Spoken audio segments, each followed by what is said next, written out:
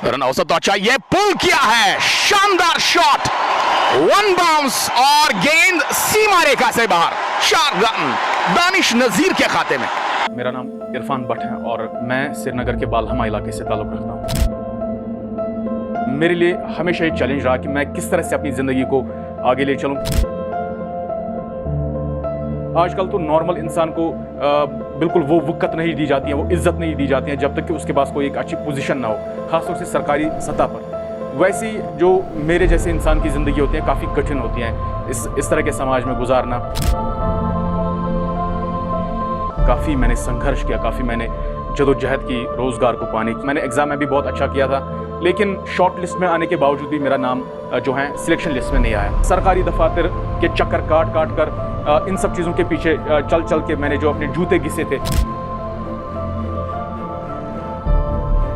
इस कमेंट्री से मुझे बहुत ज़्यादा मोहब्बत बढ़ गई और ये मेरा कहीं ना कहीं इश्क बन गया। लेकिन इसको एज एम्प्लॉयमेंट लेना ये एक बहुत बड़ा चैलेंज था। तकरीबन आज तक मैंने 600 से ज़्यादा मैचेस में कमेंट्री की होगी। और ये कमाल का शॉट फ्रंट फुट पर और गेंद को बैकवर्ड पॉइंट और पॉइंट के ऊपर से उठाया। ये मिलेंगे 4 रन्स। मेरा नाम इरफान भट्ट है और मैं श्रीनगर के बालहमा इलाके से ताल्लुक़ रखता हूँ। रही बात कमेंट्री के हवाले से, आज से तकरीबन 3 साल पहले की ये बात है जब मैं पढ़ लिख के जो मैंने MA B.Ed की डिग्री हासिल की, तो उसके बाद मैं रोज़गार की तलाश में था और काफ़ी मैंने संघर्ष किया, काफ़ी मैंने जदोजहद की रोज़गार को पाने की। लेकिन शायद ऊपर वाले को ये मंजूर नहीं था कि मुझे एक सरकारी रोज़गार मिलता। मेरी काफ़ी तकदो, मेरी काफ़ी मेहनत के बावजूद मेरे वालिद साहब ने भी इस बारे में काफ़ी संघर्ष किया कि मुझे एक छोटा मोटा सरकारी रोज़गार मिले ताकि मैं अपनी ज़िंदगी में सेटल हो जाऊँ। क्योंकि being a specially abled person, एक जिस्मानी तौर नाखेज़ होने के नाते मेरे लिए हमेशा ये चैलेंज रहा कि मैं किस तरह से अपनी ज़िंदगी को आगे ले चलूँ, किस तरह से समाज के उन मसाइल से मैं सामना करूँ, किस तरह से अपनी ज़िंदगी को मैं आगे बढ़ाऊँ। आजकल तो नॉर्मल इंसान को बिल्कुल वो वक़्त नहीं दी जाती है, वो इज़्ज़त नहीं दी जाती है जब तक कि उसके पास कोई एक अच्छी पोजीशन ना हो, ख़ासतौर से सरकारी सतह पर। वैसी जो मेरे जैसे इंसान की ज़िंदगी होती है काफ़ी कठिन होती हैं इस तरह के समाज में गुजारना और इन सब चैलेंजेस को एक्सेप्ट करना। तो उसके बाद जब मैं बहुत ज़्यादा मायूस हुआ, गवर्नमेंट डिपार्टमेंट से मैंने काफ़ी ज़्यादा फॉर्म भरे। जब भी जहाँ कहीं भी पे भी रिक्रूटमेंट्स निकला करती थी तो मैं अप्लाई करता था, लेकिन अनफॉर्चुनेटली जो मुझे उस बेसिस पे मुकर्रर नहीं किया जाता, उस बेसिस पे रिकॉग्नाइज नहीं किया जाता था जिस बेसिस पे करना चाहिए था। अलमिया तो ये है कि एक दफ़ा J&K हाई कोर्ट में मैंने जूनियर असिस्टेंट पोस्ट के लिए फॉर्म भरा था, जिसकी शॉर्ट लिस्ट में भी मेरा नाम आया था। लेकिन उसके बाद पता नहीं क्या कुछ हुआ, जो फाइनल सिलेक्शन लिस्ट था उसमें मेरा नाम नहीं आया। उस टाइम मैं काफ़ी ज़्यादा होपफुल था, मैंने एग्ज़ाम में भी बहुत अच्छा किया था, लेकिन शॉर्ट लिस्ट में आने के बावजूद भी मेरा नाम जो है सिलेक्शन लिस्ट में नहीं आया। कश्मीर के एक छोटे से शहर में इरफान भट्ट की कहानी शुरू होती है। इनकी जिंदगी उन संघर्षों से भरी है जिन्हें हम में से अधिकांश लोग कभी महसूस नहीं कर सकते। एक दिव्यांग के रूप में पैदा हुए इरफान को जिन चुनौतियों का सामना करना पड़ा वो किसी के लिए भी असंभव सी लग सकती हैं। मास्टर डिग्री होने के बावजूद सरकारी नौकरी की तलाश में इन्होंने अपनी पूरी मेहनत, समय और पैसे लगा दिए, लेकिन किस्मत को कुछ और ही मंजूर था। इरफान को एक बार हाई कोर्ट में जूनियर असिस्टेंट की नौकरी के लिए भी शॉर्टलिस्ट किया गया, लेकिन अफसोस वो अंतिम सूची में शामिल नहीं हो पाए। इस निराशा ने उनके सपनों को आघात पहुंचाया और समाज की तंज भरी नजरें उनके लिए और भी ज्यादा कठिनाई बन गईं। उतना ज़्यादा टूटने के बावजूद भी समाज में जिस तरह से मुझे मसले पेश आए, जिस तरह के मसाइल मेरे दरपेश थे, जो चैलेंजेस मेरे दरपेश थे, या पढ़ लिख के रोज़गार न मिलना, ये मेरे लिए एक बहुत बड़ा सेटबैक था। इन सब चीज़ों के बावजूद भी मैंने हिम्मत नहीं हारी और मैं कहीं ना कहीं अपने बल पर, अपनी काबिलियत पर, अपनी दम पर जो मैंने डिसीजन लिया उसके बाद, चूँकि क्रिकेट से मेरे काफ़ी ज़्यादा ताल्लुकात थे, मेरा मतलब कि वो मानो कि एक दिल का रिश्ता था। ख़ास तौर से हमारी जो भारतीय टीम है, जो इंडियन क्रिकेट टीम है, मेरे इमोशनल अटैचमेंट्स जुड़े थे इंडियन क्रिकेट टीम के साथ राइट फ्रॉम द बिगनिंग। बचपन से ही मैं रेडियो सुना करता था, इवन कि आज भी मेरे पास रेडियो है। उन दिनों रेडियो कमेंट्री हुआ करती थी, देन आफ्टर टीवी कमेंट्री, एक भी मैच में मिस नहीं करता था। तो बराबर मेरा कनेक्शन इन चीज़ों के साथ रहा और धीरे धीरे मैं मैच की नॉलेज, जो क्रिकेट की नॉलेज समझता गया।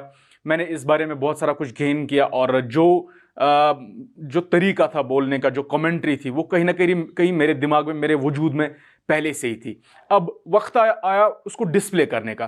पहले जब मैंने जो डिसाइड किया कि मैं कमेंट्री करूंगा, ये सन 2021 जून की बात है।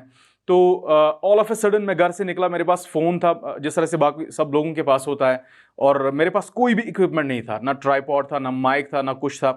तो उस वक्त मैंने एक दोस्त से यहाँ ट्राइपॉड उधार लिया और मैं चला यहाँ एक लोकल ग्राउंड की तरफ। तो मैंने सोचा कि मैं आज कमेंट्री ट्राई करूँगा। ये कतई मेरे दिमाग में नहीं था कि ये कमेंट्री मेरा एक पेशा बन जाएगा, मेरा एक पैशन बन जाएगा और इससे मेरे रोज़गार का मसला हल हो जाएगा। उस रोज़गार का मसला जो कि आज मैं तकरीबन 5-10 सालों से सरकारी दफातर के चक्कर काट कर इन सब चीज़ों के पीछे चल के मैंने जो अपने जूते घिसे थे, तो वो मेरा मसला हल हो जाएगा। कहीं ना कहीं ऊपर वाले को भी ये करना था। जब मैं इस मंजिल की तरफ चला तो मैंने जब स्टार्ट किया, ये 2021 की बात है, तो पहले मैच से लेकर मुझे बहुत ज़्यादा पजीराई मिली, मुझे बहुत ज़्यादा हौसला अफजाई मिली, मुझे लोगों ने सुनना पसंद किया, क्योंकि मुझ में वो ओरिजिनली वो टच था। कमेंट्री के लिहाज से मैं बात करूंगा, जो बुनियादी तौर मुझे कतई महसूस नहीं हुआ कि मैं जो नया कोई पेशा स्टार्ट कर रहा हूँ। इवन कि उस वक्त ये कोई पेशा था ही नहीं, कोई इसकी कोई रिकॉग्निशन थी ही नहीं। आजकल तो बहुत लोग इसमें हैं, लेकिन जब मैंने स्टार्ट किया तब तक ये समाज में इसकी कोई पहचान थी ही नहीं। अब इसको एज एम्प्लॉयमेंट लेना, इसको रोज़गार के तौर पर लेना, ये एक बहुत बड़ा चैलेंज था। लेकिन जैसे जैसे मैं आगे बढ़ता गया तो वैसे वैसे मेरी रिक्वायरमेंट्स जो थी इन सब चीज़ों में वो फुलफिल होती गई। सबसे बड़ा मसला जो है रोज़गार का, वो मसला हल हो गया और मेरे अटैचमेंट्स जुड़ते गए। तो मुझे ज़्यादा से ज़्यादा इज्जत मिलने लगी, मुझे इसमें अर्निंग मिलने लगी, पैसा मिलने लगा और मुझे ज़्यादा से ज़्यादा इस चीज़ ने अपनी तरफ रागिब किया। इरफान भट्ट के बार बार प्रयास करने के बाद भी जब उन्हें किसी पद के लिए भर्ती नहीं किया गया तो वो काफी निराश हुए। लेकिन इरफान ने हार नहीं मानी। उन्हें जो चीज सबसे ज्यादा पसंद थी वही उनकी आशा बनी, क्रिकेट। क्रिकेट के प्रति उनका अटूट प्यार और खेल की गहरी समझ ने उन्हें अपनी राह पर आगे बढ़ाने की ताकत दी। फिर जून 2021 में एक दिन अचानक इरफान ने सोचा कि क्यों ना क्रिकेट कमेंट्री की कोशिश की जाए। वो रैंडमली एक गली क्रिकेट में कमेंट्री करने लगे। जिस बात ने उन्हें सबसे ज्यादा चौंकाया वो थी लोगों की प्रतिक्रिया। इरफान की आवाज और कमेंट्री से सभी लोग प्रभावित हो गए और सभी ने उनकी आवाज को सराहा। लोगों ने उन्हें कई सुझाव भी दिए। वही दिन था जब उन्होंने तय किया कि कमेंट्री उनका पैशन और प्रोफेशन बनेगी। उसके बाद जो मेरी रिक्वायरमेंट्स रही, जो लोगों ने चाहा कि आप ऐसे चेंजेस करो, फीडबैक मिला मुझे साथ साथ, और उन्होंने मुझ में एक बेहतरीन कमेंटेटर देखा, तो मैं उन सब रिक्वायरमेंट्स पर पूरा खरा उतरा। मैंने फिर उसके बाद जब मुझे लगा कि लोगों ने मुझे एज अ कमेंटेटर एक्सेप्ट किया, तो मैंने वो सब चीज़ें जो नॉलेज कमेंट्री के रिगार्डिंग, कौन सी चीज़ें कमेंट्री को, क्रिकेट कमेंट्री को ज़्यादा इफेक्टिव बनाती हैं, वो सब चीज़ें मैंने लर्न की। मैंने दुनिया के सभी कमेंटेटर्स को सुना, खासतौर से हमारे भारतीय कमेंटेटर्स जो हैं उनको मैंने सुना, यूट्यूब पे सुना, टेलीविज़न पे सुना। तो वो सब चीज़ें मैंने देखी, किस कमेंटेटर में कौन सी बेहतरीन क्वालिटी है और मुझ में कौन सी क्वालिटीज़ होनी चाहिए। ये सब चीज़ें मैंने फिर बाकी सब ये जो फील्ड है इसको लर्न किया, ज़्यादा से ज़्यादा क्रिकेटिंग नॉलेज हासिल की इस दायरे के इर्द गिर्द, और मुझे अब इन सब चीज़ों से, इस कमेंट्री से मुझे बहुत ज़्यादा मोहब्बत बढ़ गई और ये मेरा कहीं ना कहीं एक इश्क बन गया। तो आप देख सकते हैं कितने सारे अवार्ड्स यहाँ पे हैं ऑलरेडी मैंने अर्न किए हुए। तकरीबन आज तक मैंने 600 से ज़्यादा मैचेस में कमेंट्री की होगी, यहाँ लोकली या नेशनल लेवल पे, जो हमारे इंडियन दिव्यांग cricket control board of India जो दिव्यांगजनों को क्रिकेट खिलाती हैं, उस स्तर पर मैंने 3 नेशनल टूर्नामेंट्स में, सूरत में एक टूर्नामेंट हुआ है, जो जम्मू में एक टूर्नामेंट हुआ है, इसके अलावा जो इंडियन व्हीलचेयर प्रीमियर लीग जिसमें 8 फ्रेंचाइजीज ने हिस्सा लिया था, उसमें मैंने एज अ कमेंटेटर अपने फ़राइज़ अंजाम दिए हैं और ख़िदमत की हैं।